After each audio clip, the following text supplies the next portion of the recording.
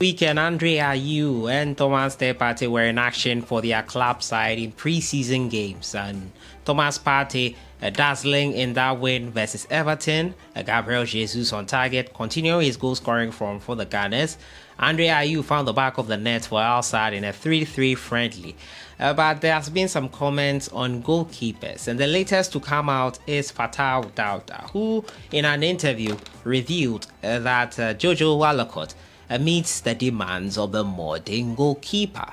We'll have a listen to what he had to say. We're also going to listen to Sule Ali Muntari, who was speaking with Kwabena Yeboah last week. He talked about why he thinks the Ghana Black Stars probably did not go further than the round of 16 at their very first World Cup in 2006. As usual, subscribe if you have not.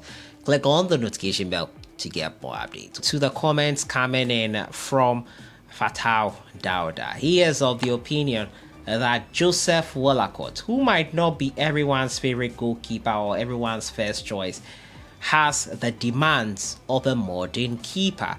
And now the Ghana International has endorsed Joseph Wollacott as a front runner amongst Ghana's goalkeeping pool due to his technical qualities. Now the 25-year-old made his Black Stars debut in 2021 in the qualifiers to the World Cup under Serbian Milovan Rajevac in a World Cup qualifier against Zimbabwe at the back of a lot of controversy.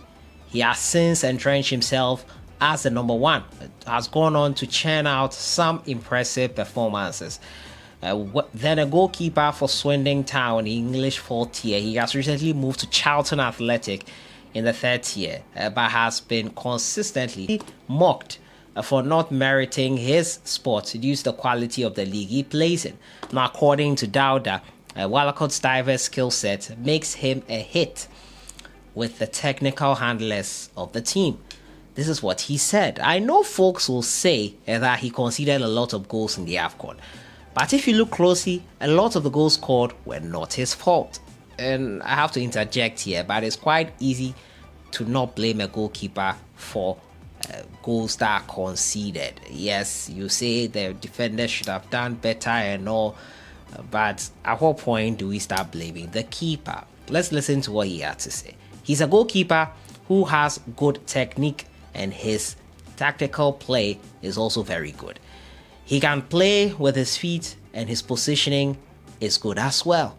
This is why he is the preferred choice of the coaches, he told City Sports in an interview. Now, Wollacott currently competes for number 1 spot in the national team with Atizigi, Manaf Nuruddin, and Richard Ofori as well. Do you agree with his hot take on JOOJO Wollacott? Many of you do not like JOOJO Wollacott as much, not like him enough to see him be number 1. But those are the thoughts of a former goalkeeper on why Wollacott is number 1 on the list for the World Cup, in his opinion. He has the demands of a modern goalkeeper. Most of the goals he conceded at AFCON were not his fault. At what point do we start blaming goalkeepers for conceding goals is my question, because they can easily look at it and say the defender should have done better.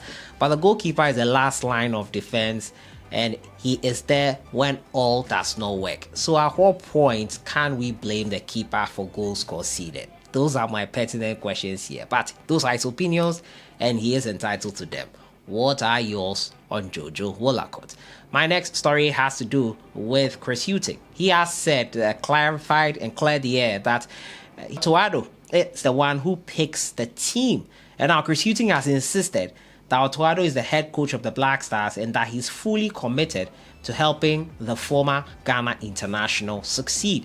And now the Premier League manager, the former Premier League manager, is a technical advisor to the Black Stars technical staff, but there are rumors that he's the team's manager. Hughton told The Sun, "One thing we are very clear on is that he, Otuado, is the head coach. He's someone I was aware of as a player, and he has good pedigree. Otto is also a good manager. He would not be employed by Borussia Dortmund if he was not. He's responsible for picking the team and tactics. My role is to be a sounding board, to give whatever advice I can to support him and the rest of the coaching team as best as I can." Because of my experience, I'm confident that I can handle that. Hughton involvement has been well received in Ghana, but he added, most people see it as a good technical staff. As well as Otto, there is George Boateng, whom I know well and is working at Aston Villa. We have a well-established coach, Masudi Dramani, based in Ghana, and the goalkeeping coach, Richard Olele Kingston, based in Ghana. Football has changed. A lot of what we are doing is over Zoom or Wisecout, with the head coach in Germany and me in England. But we feel there's really good dynamic there. The role also allows Hughton, who is a grandfather, to spend more time with his family, including those two proud parents. Quartet of Ado, Didi Dramani, and Hughton ensured Ghana's qualification to the World Cup. So he's clearing the air on that and saying that he is clearly not the one who selects the team. They are a team that work together, but Otuado is the main man in charge, clearing the air, or what people have been rumoring to say that he is rather the team manager. He wants to make sure it is on record it's Otuado's team which he's helping with. He is a sounding board in that respect. My next and final story has to do with Sule Ali Muntari, who spoke about Ghana in 2006 and why they did not do so well past Brazil. And now Ghana did well in their very first edition of the World Cup, but Sule Ali Muntari believes the euphoria and excitement after qualifying from the group stages of their very first World Cup might have gotten to them too much, to the point that they did not meet the requirements to overcome a team like Brazil. He says it was the excitement because we were playing in the World Cup for the first time, and looking at how we started our first game by losing to Italy, we were happy to have reached the knockout phase. I think that affected us in the Brazil game because we were even excited to make Ghanaians proud by qualifying out of the group, he said. So probably excitement on reaching there and not so much energy put in the game versus Brazil. That is what he's theorizing is the reason they lost to Brazil. Nonetheless, they lost to a quality side in Ronaldo and so on, and Adriano, Zé Roberto and the likes. There's no shame in that at all. But he says probably they could have reduced the deficit or even scored themselves.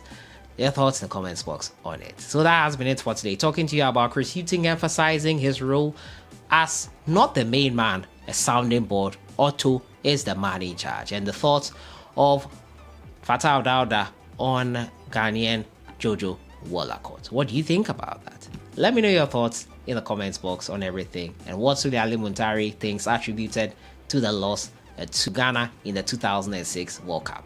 I'll see you guys in the next one. Enjoy your day.